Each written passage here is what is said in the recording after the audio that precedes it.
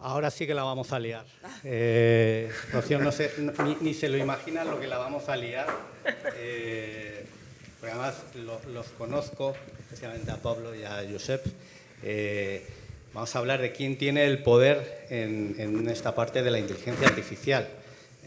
Porque esto traspasa fronteras, incluso la religión. Veremos qué tiene que decir incluso el Papa en todo esto.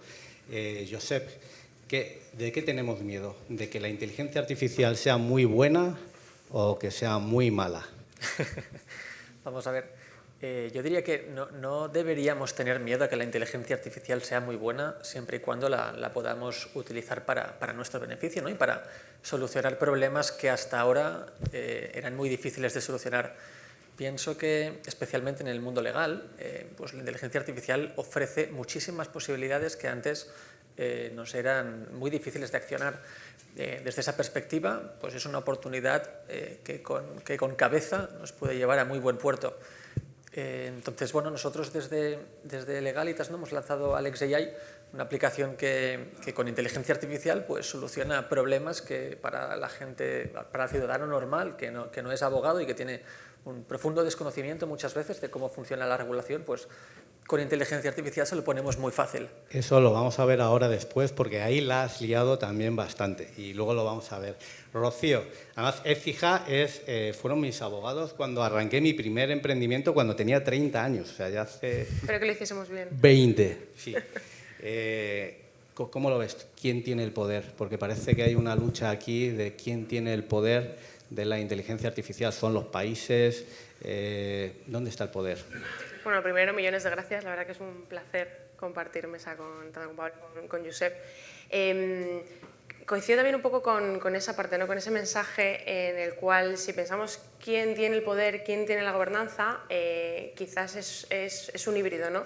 Es un mix entre las tecnológicas, que son las que están generando o las que están desarrollando esas inteligencias artificiales, en el caso o en la perspectiva más desde un abogado, en el uso y en la responsabilidad que tenemos los abogados, y luego también en la perspectiva de cliente final, ¿no? Entonces, quizás hay una mezcla en esa gobernanza, en esa responsabilidad, por la parte que a mí me toca más desde esa perspectiva jurídica. Quizás sí que tendremos que entrar a valorar o analizar ya no tanto quién la gobierna, sino cómo la hacemos, ¿no?, que seguro que lo vamos a abordar luego a lo largo de la mesa, pero en esa responsabilidad más individual, cómo estamos gestionando la información, los datos, y que a partir de ahí el poder, por así decirlo, que nos está dando la inteligencia artificial, que efectivamente lo estemos utilizando de la mejor forma posible, ¿no?, en este caso desde una perspectiva jurídica correcta y adecuada. Pablo, que también ha sido abogado mío, o sea que estoy rodeado entre amigos. Hay miedo, porque hace poco se habló de que Anthropic tenía algo que se llama mitos, que no es que descubriera, no es un hacker que descubre una vulnerabilidad, es una inteligencia que descubre todas las vulnerabilidades. ¿Hay miedo a abrir esa puerta? Porque se ha parado de momento, ¿no? A ver, el modelo Mythos era el modelo más potente de Anthropic, que además es a día de hoy el modelo con más mermas que existen del mundo de la IA generativa. El problema es que el laboratorio de Anthropic, que tiene detrás Claude, destacó siempre en sus papers que los modelos son sorprendentes porque tienen habilidades emergentes, skills que no eran esperados de lo que por defecto podríamos esperar de un modelo de lenguaje.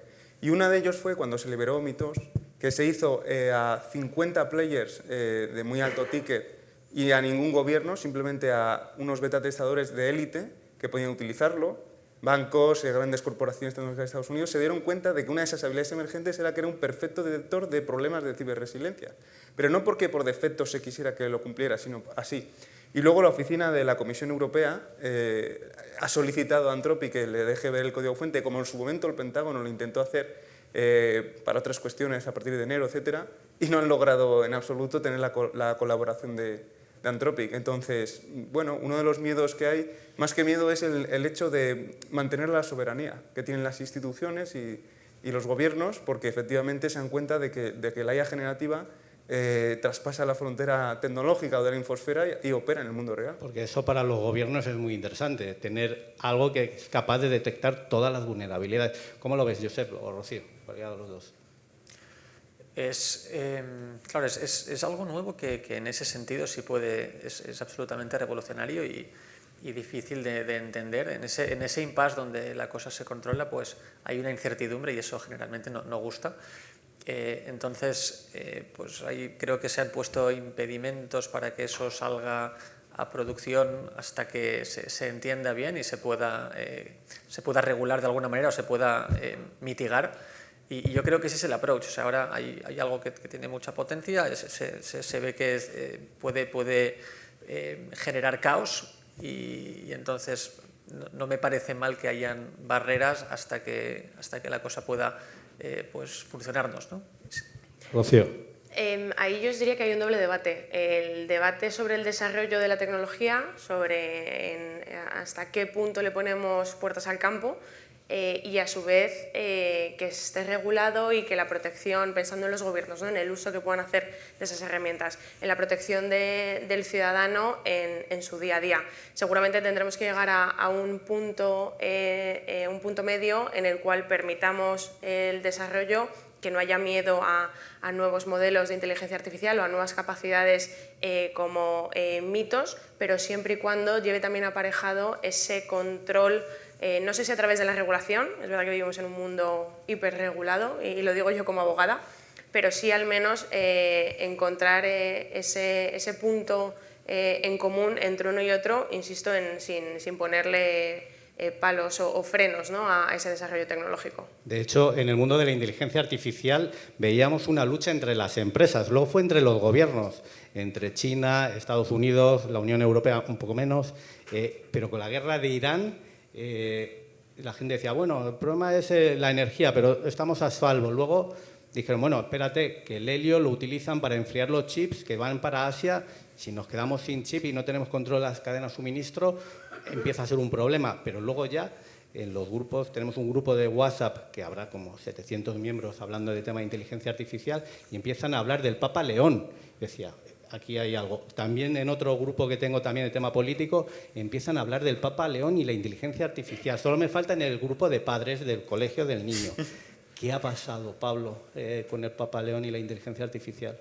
Pues ya desde que el Papa León XIV escogió su nombre, aludió a la inteligencia artificial. Lo que pasa, ya desde el principio... Sí, dijo que uno de los elementos claves por los cuales escogió su nombre era porque quería seguir la doctrina social de León XIII, que es su predecesor nominativo, y que esta encíclica, es decir, la primera encíclica de su pontificado es de inteligencia artificial, porque quiere conectar con una encíclica anterior, que es de 1891, que es la que creó la doctrina social de la Iglesia, que era la Rerum Novarum. Y básicamente, como aquel momento León XIII manifestó pues, la posición de la Iglesia Católica con el tema de la lucha de clases y el movimiento obrero, ante una revolución, que era la revolución industrial, la segunda, pues este Papa lo ha hecho con la que considera que es la punta de lanza de la revolución actual, que es la inteligencia artificial. Y de nuevo vuelve a ensalzar como León XIII con Rerum Novarum la dignidad humana.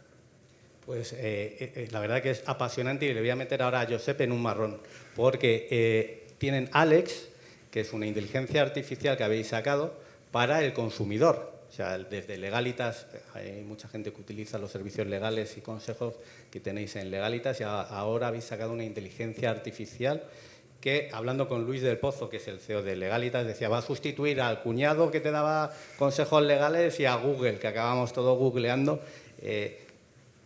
Vamos a empezar a usar la inteligencia artificial para nuestros temas legales y qué ventajas tiene algo como lo que tenéis ahora, que es Alex, porque habrá mucha gente que pida consejos legales a ChatGPT y eso es un peligro, porque entiendo que ChatGPT es lo típico de que te dice un consejo y luego dices, oye, ¿lo has pensado bien? Y te dice, bueno, podríamos verlo de otra forma y acabas metido en un marrón. Totalmente. Vamos a ver, o sea, yo vengo de esta industria hace años, yo mismo he vivido lo que es buscar a un abogado para que te solucione temas que no necesariamente son muy complejos, pero que sí que a uno le pueden preocupar. Entonces, encontrar un abogado muchas veces es complejo, ¿no? Yo vivía Yo te lo digo que es muy complejo. Es complejo y más, por ejemplo, yo tenía que sacarme el visado en Estados Unidos y luego en México, luego en Colombia, y las tres partes fue muy difícil, ¿no? Un abogado te dice, esto no se puede, el otro dice, te tienes que casar, y el otro te hace ghosting. Entonces, en esas situaciones, muchas veces, si no tienes la suerte de contar con un tío que sea abogado, con un amigo abogado y demás, tienes que sacar de las castañas del fuego por tu cuenta, y muchas veces eso significa navegar pues, por internet, en foros que pueden estar obsoletos, información que es difícil de entender, el BOE es muy complejo. Entonces ChatGPT hace un primer acercamiento a eso, pero se lleva a esas carencias donde la información no está validada, no está curada y puede estar pues, obsoleta y no tener el contexto necesario para darte una respuesta en ese ámbito. Nosotros entendimos muy bien ese problema y entonces hemos creado Alex, que junta pues, todo el conocimiento que tiene Legalitas, lleva más de 25 años operando y tiene más de 1 millón de consultas al año. Toda esa información la tenemos organizada en transcripts, pregunta-respuesta de abogado y cliente. Toda esa data se la damos a Alex para que al final ayude al ciudadano a entender y a resolver eventualmente sus problemas legales y a ponerte en un abogado cuando el problema lo merezca, ¿no? Pero entonces resuelve una capa previa donde yo tengo un problema o aún no soy consciente si es un problema, no tengo una duda que es de ámbito legal. Eso no merece que yo busque a un abogado, que yo invierta en una solución legal que no sé ni cuánto me va a costar, ni dónde la voy a encontrar, ni cuánto me va a llevar. Entonces, Alex soluciona todas esas barreras y yo creo que gusta mucho porque responde a un problema que es muy real, ¿no? Y muy reciente. Yo no había oído lo de ghosting en temas legales, o sea, lo veía en candidatos, procesos de selección, pero que haya un abogado que desaparece es... Rocío, ¿cómo ves? ¿La inteligencia artificial va a ayudar en el mundo del derecho a que todo sea mucho más ágil? En la respuesta corta, desde luego, sí, y ya lo hace a día de hoy. Es verdad que el abogado nace con... La figura del abogado tiene como propósito generar confianza a sus clientes y resolver problemas, ¿no? Cuando pensamos en cuál es nuestra misión, va en esa parte de prestación de servicios. A mí también me sorprende lo del ghosting, espero que haya sido un caso muy aislado. Sí, seguro que sí. Que habla muy mal del ejercicio. Si viene la inteligencia artificial a ayudarnos como abogados. Te decía que desde luego sí, la figura del abogado está cambiando, se está transformando. Lo que pensábamos que eran los juristas hace 10, 15 o 20 años no son los juristas de hoy en día. Debemos ser capaces de abrazar la tecnología, de abrazar el cambio y sobre todo entender cuál es el valor del abogado, cuál sigue siendo el expertise jurídico, el juicio crítico que nos permiten dar ese buen servicio, seguir teniendo una relación de confianza, resolviendo cuestiones críticas jurídicamente hablando. Pero desde luego hay un cambio en el modelo de negocio, en una asesoría jurídica interna, en los despachos de abogados, en los cuales ese asesoramiento tradicional, ese modelo de negocio de facturación por horas va cambiando porque estamos poniendo mucho más foco en esas tareas que aporten más valor. Pablo, ¿cómo lo ves tú? O sea, ¿los colegios de abogados lo ven bien, la llegada de inteligencia artificial, lo ven como un modo de intrusismo? ¿Cómo lo perciben? Pues mira, el ICAM de hecho hizo una iniciativa para perseguir el uso de la IA generativa en el derecho. Perseguir la IA en el derecho. Fue una de las iniciativas que sacó Eugenio Ribón porque lo consideraba suplantación e intrusismo profesional. Lo que pasa que, claro, no profundizó en la letra pequeña y no salió la iniciativa, pero la planteó. Yo lo que creo es que el uso de la inteligencia artificial en el derecho es un transformador bestial, sin precedentes, diría yo, pero va a hacer falta mucho criterio y va a hacer falta mucho human in the loop. Y además es que el reglamento de inteligencia artificial y todo el marco jurídico obliga a que cualquier tipo de escrito vinculante que se pueda meter por LESNET o el equivalente en cada Estado miembro tenga que ser con una persona colegiada. Por consiguiente, aparte del human in the loop de facto, también lo va a haber de jure. Entonces, yo creo que es un gran potenciador, pero hay que hacerlo con mucha prudencia, porque efectivamente las alucinaciones en este contexto son gravísimas.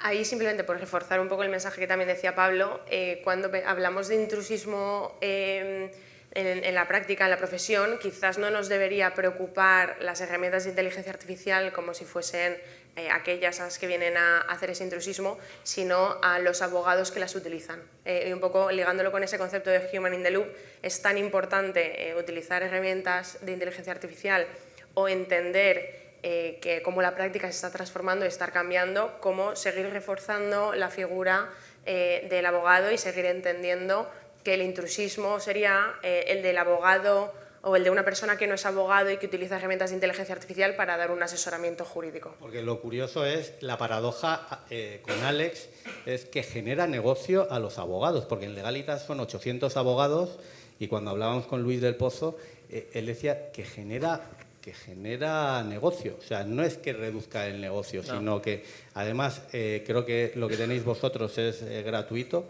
y está basado en todos los casos y todo lo que conocéis y toda la información que tenéis en Legalitas, que debe ser inmensa, y entiendo que tiene hasta líneas rojas, o sea que cuando llegas a un punto en preguntando algo, te dice, oye, a partir de aquí yo no te puedo seguir asesorando, necesitas a alguien físicamente que te sí, aconseje. Eso es, o sea, diferenciamos mucho lo que es... Alex no presta asesoría jurídica, no es un abogado, no sustituye a un abogado de ninguna manera y todo eso queda muy claro en la experiencia con el cliente. Entonces, lo que Alex hace es, por un lado, ofrece información que muchas veces es pública y que va a ayudar a la persona en cuestión a entender su situación y cuáles son los siguientes pasos que puede tomar. Alex es consciente de sus limitaciones y va a ofrecer hablar con un abogado cuando corresponda. Entonces, el efecto que sucede es que pues muchas dudas que antes quedaban desatendidas porque no hay ningún player legal que se dedique a dirigirse a esas cuestiones que se pierden en Internet, que por cierto son muchísimas, el 70% de la población acude a Internet para resolver sus dudas legales y a fuentes informales. Entonces Alex se posiciona allí y cuando la duda, el cliente ya entiende que requiere de actuación judicial, ahí es donde te ponemos en contacto con un abogado de Legalitas o cualquier otro partner. De esa manera estamos maximizando un montón, al final acercamos mucho más el acceso a la justicia para quien pues no es tan evidente, y no solo por temas económicos, sino porque es hasta hace poco muy poco digital, es poco accesible y hablamos de esos problemas. Entonces, cuando quitas esas barreras, pones tan fácil acabar hablando con un abogado, pues generas un mercado que estaba muy desatendido. A mí me recuerda al principio de la primera mesa que hemos tenido de un agente de inteligencia artificial comprando por mí y el supermercado teniendo un agente de inteligencia artificial dedicándome la compra. Si acabamos teniendo inteligencia artificial yo como persona para servicios legales, la justicia, Pablo, va a reventar, porque si ellos no tienen otro agente de inteligencia artificial resolviendo temas, acabarán inundados, ¿no? Bueno, ya hay muchos empleados públicos que están abrumados porque reciben un montón de recursos de alzada, recursos de reposición, y han manifestado que están saturados. La cuestión es que efectivamente la administración pública tendría que ir a la misma velocidad de adopción que el mercado privado. Rocío, ¿tú ves esa adopción? Es verdad que la adopción es muy diferente cuando pensamos en entorno privado y en entorno público. La semana pasada leía un artículo que decía que el 90% de los abogados hoy por hoy utilizaban herramientas de inteligencia artificial, ya fuesen individuales o corporativas con ya entornos de la organización, y estaremos en un porcentaje muchísimo más bajo si pensamos en la Administración General del Estado, ¿no? Pero es verdad que nos vamos a encontrar, incluso ya nos encontramos, si hablamos con magistrados, en algunas mesas de debate ellos mismos son conscientes que los escritos que reciben están preparados con inteligencia artificial, donde antes pues les llegaba aproximadamente pues unas 15-20 páginas, ahora hay 45, porque esa capa generativa de la IA es estupenda, y más al abogado, ¿no?, que nos gusta mucho contar las cosas. Si no les dotamos de las mismas herramientas que van a tener el entorno privado, para ellos va a ser mucho más complejo y se van a ir retrasando aún más los plazos, ¿no? Entonces, debería llevarse una línea de digitalización en paralelo. Es verdad que no es sencillo, claramente digitalizar la administración pública es más complicado, pero también hay más fondos, ¿no? Es principalmente marcarlo como iniciativa y como estrategia pública general. Josep, ¿recibís desde la administración pública preguntas de cómo pueden adaptarse o están todavía sin un plan claro?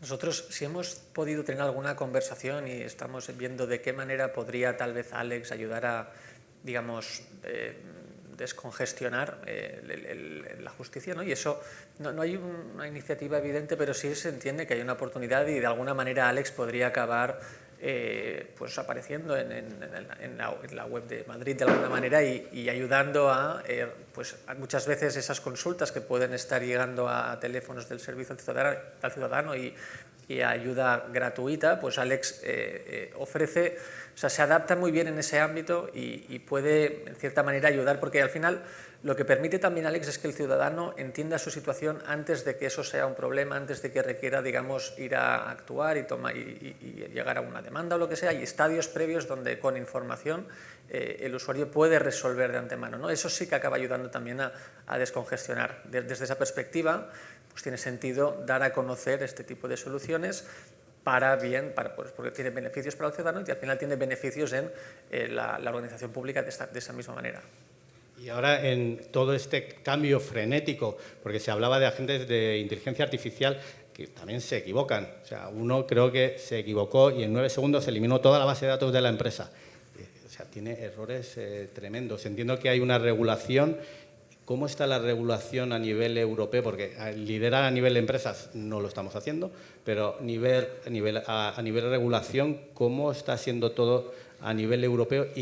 Y parece que en España también ha habido una serie de cambios muy recientemente. Pablo, ¿qué es lo que ha pasado?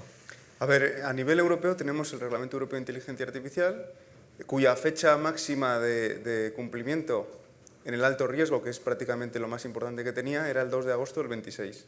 O sea, hace nada, pero, sí, eso te iba a decir. Sí. Pero hay una propuesta en la mesa de Digital Omnibus que lo que va a permitir es flexibilizar los plazos y postergarlo hasta el 27 una parte y el 28 otra, porque las empresas no llegan. Luego hay otro problema, que es el tema de la responsabilidad civil extracontractual y toda la responsabilidad civil derivada de una alucinación de una IA.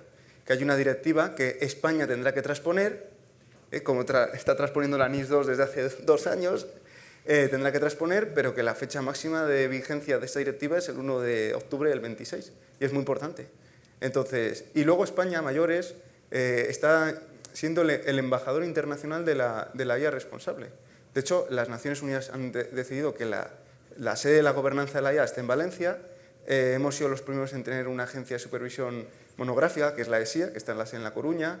Hemos sido los primeros en hacer... ¿Y encuentran gente para Coruña? Porque yo los últimos datos, y aquí soy un poco puñetero, decían, ¿quién que sea experto en inteligencia artificial pudiendo trabajar en Anthropic, Google, OpenAI, se va a ir a vivir a Coruña como funcionario? Pues ya tiene 80 inspectores. ¿80? Sí, sí. O sea, que encuentran gente. Sí, sí. Y luego, hace nada ha salido la propuesta de ley orgánica, veremos a ver si tiene apoyo legislativo para sacarla, del equivalente del reglamento DIA en España. Rocío, ¿cómo lo veis a nivel regulatorio europeo y en España?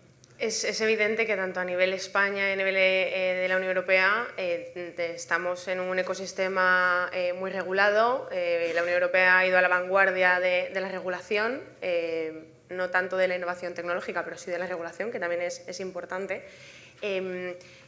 Vivimos también en un mundo de obligaciones de cumplimiento y de cumplimiento normativo que cada vez es mayor, ¿no? Entonces, quizás donde tenemos que enfocarnos es en esas obligaciones o en ese cumplimiento.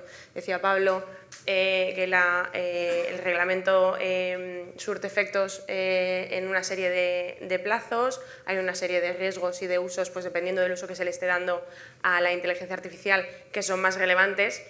En una perspectiva jurídica donde los usos pues habitualmente no van a estar en un alto riesgo, lo que sí tenemos que intentar es que haya ciertas políticas y ciertos procedimientos internos que lo que nos lleven es a tener o a aterrizar esa regulación a los entornos corporativos y a que el uso que se hace dentro de las organizaciones de esas herramientas de inteligencia artificial sean seguras y a partir de ahí no se desarrolle como un ecosistema de utilización, ¿no? Pero es una materia más dentro del cumplimiento normativo y muy pegada a toda la parte de RGPD y de privacidad que estamos viendo y que es una novedad, pero que se está ya realizando a día de hoy.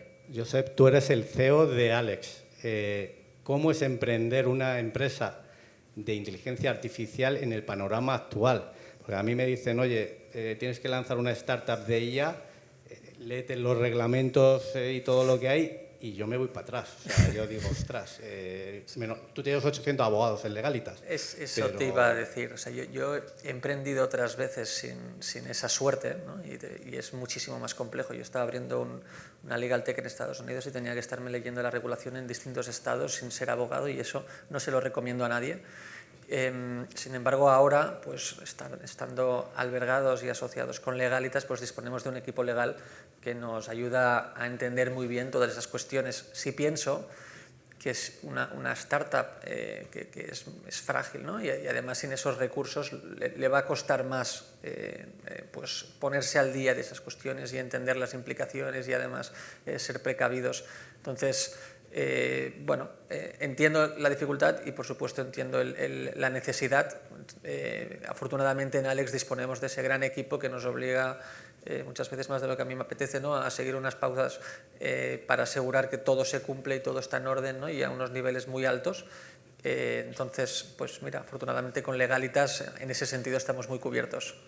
Y ya tenemos 30 segundos para acabar, pero os voy a lanzar la última pregunta. ¿Estamos controlando el cambio en nuestras vidas de la inteligencia artificial? ¿Estamos solo aceptando términos y condiciones? ¿La IA va a democratizar un poco el poder o lo va a concentrar más? ¿Lo va a democratizar o lo va a concentrar, Pablo? Yo creo que está concentrado en unos players muy concretos, que son Silicon Valley de un lado y un régimen de autoritario tecnológico como es China de otro. ¿Cómo lo ves, Rocío? Yo creo que se ha democratizado el uso de la tecnología y que la inteligencia artificial existe desde 1950 aproximadamente, y a raíz del nacimiento de la inteligencia artificial generativa somos todos usuarios, pero es verdad que coincido con que el poder está en las tecnológicas y que el desarrollo de esa tecnología parte por ellos, y nosotros, pues no sé si iremos un poco a rebufo, pero seremos, como ciudadanos y como sector, vamos a estar muy impactados en todo ello. Josep, tú que estás haciendo una labor de democratizar acceso a temas legales, ¿cómo?